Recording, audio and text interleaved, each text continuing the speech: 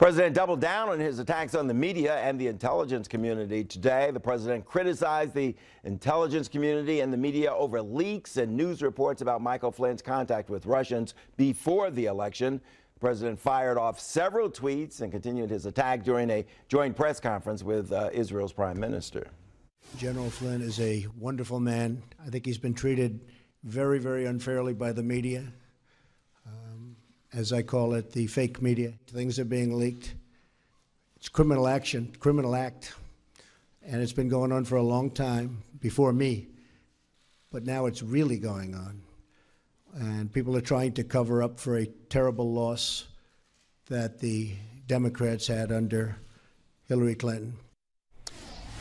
Okay, right now we're talking to Callum Borchers. He writes about politics and media for the Washington Post. Callum, thanks for joining us. I got to ask you, the president said today that he felt that Mike Flynn was treated unfairly, and he slammed the media and others for these leaks. But just yesterday, Sean Spicer says Mike Flynn was let go because the president had lost confidence in him. So which is it? What's the Post writing today?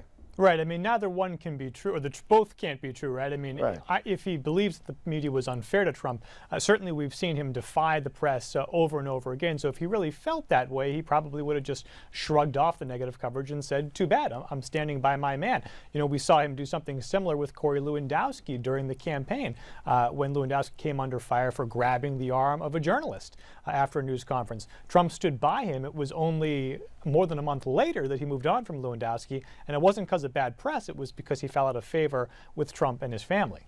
So clue us in on how the conversations go at the Washington Post. How do you handle a situation like this when the president again comes out, attacks the media, blames us for having to get rid of his national security advisor, but his own staff is saying it's the president who made the decision, and he actually made the decision quite some time ago, didn't decide to pull the trigger until a couple of days. What's the conversation like inside the Washington Post?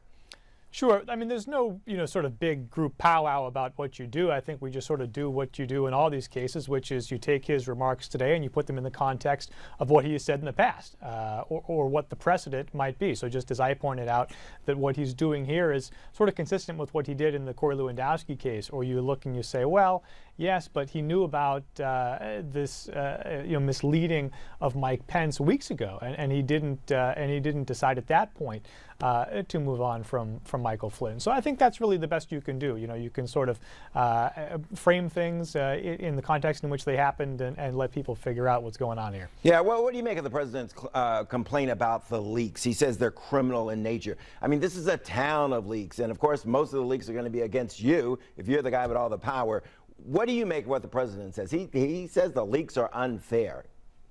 Well, he's right about one thing, which is that the leaks are not a new thing, right? I mean, you have leaks in every administration, but his do seem to be coming faster and more frequently than under most presidents, and that's partly because you got to remember that this is a guy who ran against Washington, and in doing that, he has come in and very proudly ruffled a lot of feathers. But what that also means is that you have a lot of career workers at government agencies who probably aren't very happy about the way that they've been treated, or talked about at least, by this president, and they are probably more willing than ever to kind of open up and talk to reporters. Callum, thanks a lot for your time. Sure, good to be with you.